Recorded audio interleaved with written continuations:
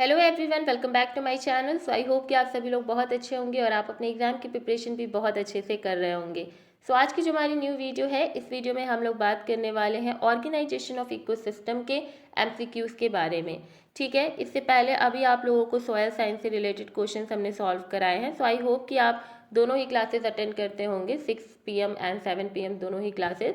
Okay, because दोनों ही जगह आपको फुल सफिशियंट हम चीज़ें प्रोवाइड करना चाहते हैं जो आपके एग्जामिनेशन को हलवा क्लियर बना दे।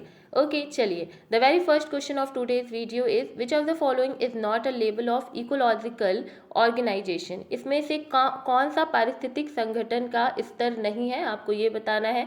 क्या स्पीसीज, प्रजाति, जनसंख्या, समुदाय या अणु।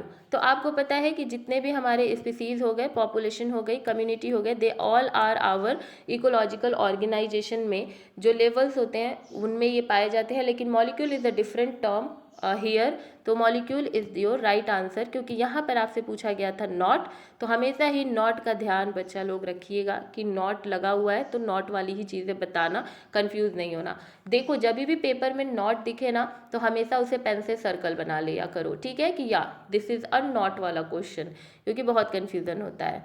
ओके, तो यहाँ पर नॉट था, दैट्स वाई हमने क्या लगाया है, हमने लगाया है molecule. The term biome refers to. अभी बताइए, बायोम जो टर्म है, जो शब्द है, इसका क्या अर्थ है। तो क्या एक ऐसा ग्रुप विश्व, देखिए पहले हम पूरा पढ़ते हैं ऑब्जेक्टिव का जो जितना दिया हुआ है, उसके बाद हम आंसर बताते हैं।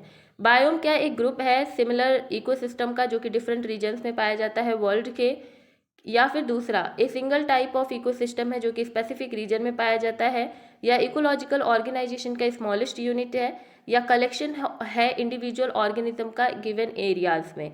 तो आपको हमने पढ़ाया है कि बायोम क्या है, एक ग्रुप ऑफ सिमिलर इकोसिस्टम है जो कि हमारे different regions of the world में पाया जाता है। लाइक योर एटमॉस्फेयर हो गया, टेरेस्ट्रियल आपका बायोम हो गया, आपका एक्वेटिक बायोम हो गया, आई एम सॉरी एटमॉस्फेयर बोल रही हूँ, टेरेस्ट्रियल बायोम हो गया, एक्वेटिक बायोम हो गया, समझ रहे हो। तो ये क्या है, डिफरेंट इकोसिस्टम्स हैं जो कि आपको क्या दिखाई दे रहे हैं, डिफरेंट वर्ल्ड्स में दिखाई दे रहे हैं। ठीक है, थर्ड क्वेश्चन है आपका, which of the following is an example of an abiotic factor in an ecosystem. Okay, तो बायोटिक मतलब हमने क्या हमेशा से पढ़ाया है, टेल मी, बायोटिक मतलब क्या होता है। बायोटिक मतलब होता है प्लांट, एनिमल एंड माइक्रोब। इसके अलावा जो बच्चे सबके सब एबायोटिक। तो यहाँ पर ढूंढिए कौन सा एबायोटिक है। क्या ट्रीज हैं? बिल्कुल नहीं। प्रीडेटर, प्रीडेटर्स और also animals. Herbivores, also animals. तो हमारे जो टेम्परेचर हो गया, ये हमारा जो तापमान है, ये हमारा एबायोटिक फैक्टर यहाँ पर हो जाएगा। The process by which plant convert sunlight into energy is called, very halwa question, that is photosynthesis. Okay, इससे ज़्यादा फोटोसिंथेसिस मतलब प्रकाश संश्लेषण की जो प्रक्रिया होती है, उसमें जो पौधे होते हैं वो हमारे सनलाइट जो सोलर एनर्जी है उसको कन्वर्ट कर देते हैं उनके यूजेबल एनर्जी में। ठीक है, जैसे ग्लूकोज का फॉर्मेशन कर देते हैं। ठीक है, which of the following is not, again a not वाला question, is not a primary consumer in a food chain. कौन इसमें से प्राइमरी कंज्यूमर नहीं है? रैबिट है, बिल्कुल है, ग्रास होपर भी है, डियर भी है, लेकिन हॉक जो है ये सबसे ऊपर एकदम टर्शरी क्वार्टरनी में चले जाओ तो ये वो वाला कंज्यूमर है। इस वजह से यहाँ पे जो राइट आंसर हो जाएगा वो हो जाएगा बाज। The role of decomposers in an ecosystem is to, जो डिकम्पोजर्स हैं उनका क्या यूज़ है। ठीक है, इकोसिस्टम में आपको ये बताना है। क्या वो सनलाइट को एनर्जी में कन्वर्ट करते हैं? बिल्कुल नहीं, ये काम हमारे प्लांट्स का है, प्यारे पौधों का है। ठीक है, क्या ये ब्रेक डाउन करते हैं डेड ऑर्गेनिज्म एंड रिसाइकिल करते हैं न्यूट्रिएंट का? क्या ये पॉपुलेशन जो प्रीडेटर्स का पॉपुलेशन है उसे रेगुलेट करते हैं? क्या ये एनर्जी प्रोवाइड करते हैं हमारे प्राइमरी कंज्यूमर्स को? बिल्कुल नहीं। आपका right answer of this question होगा ये ब्रेक डाउन करते हैं डेड ऑर्गेनिज्म एंड रिसाइकिल करते हैं जितने भी आपके न्यूट्रिएंट्स होते हैं उनका। ठीक है, ओके, मृत जीवों को तोड़ने का काम हमारे जो डिकम्पोजर्स होते हैं वो करते हैं। Now the seventh question is, in a food web which organism are at the highest trophic level.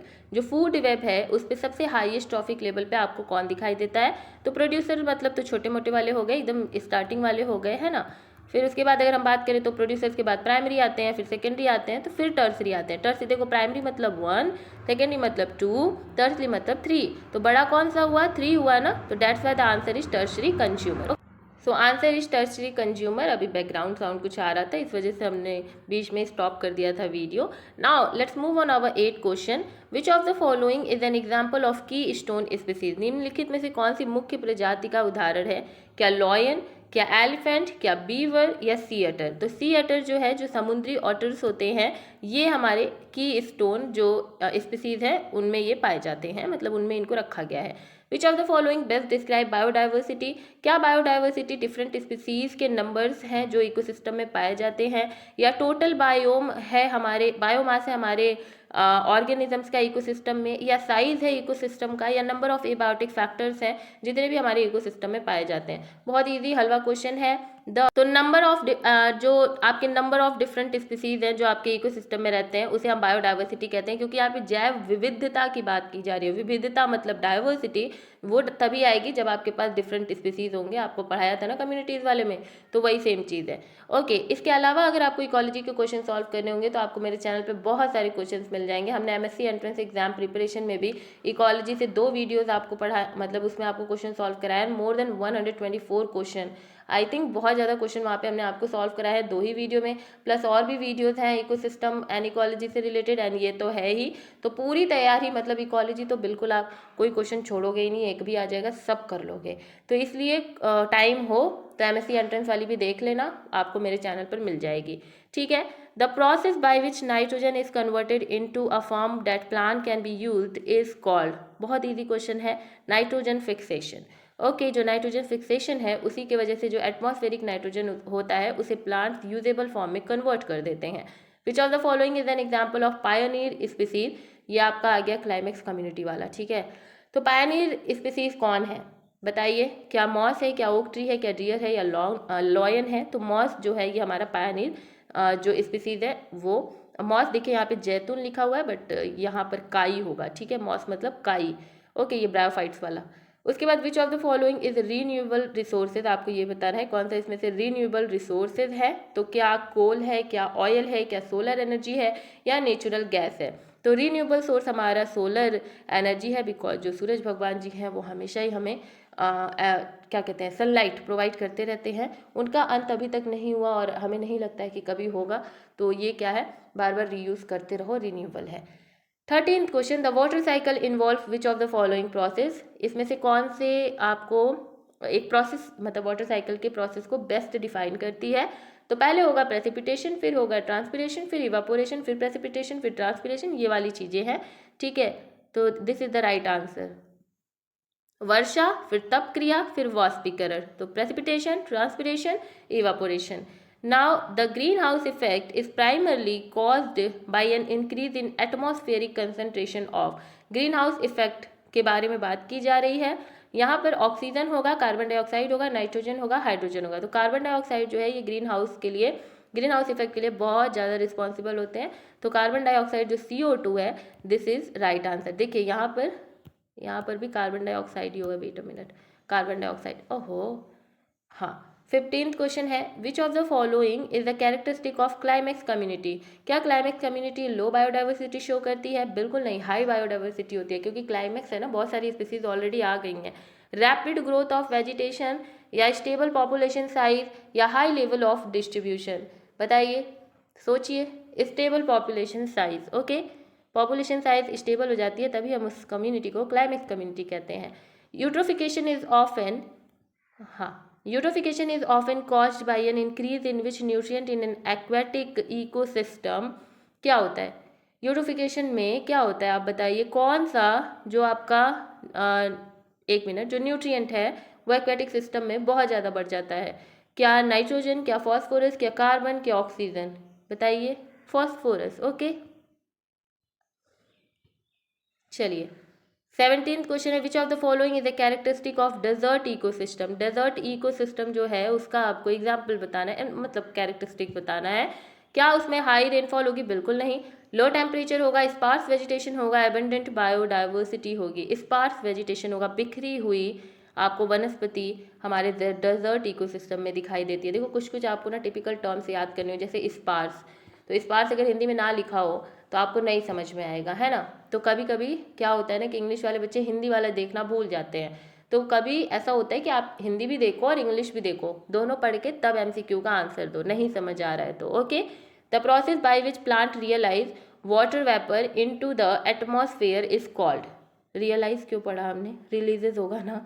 देखिए, तो प्लांट जो है वो रिलीज करता है water vapour into the atmosphere, किस प्रोसेस के द्वारा बताइए, ट्रांसपिरेशन के द्वारा। और उसके अलावा छोटी मोटी प्रोसेस एक और होती है, वो होती है हमारी गटेशन हमारे प्लांट्स में।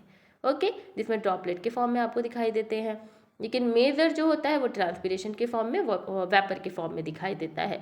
19, विच of the following statement about food chain is true.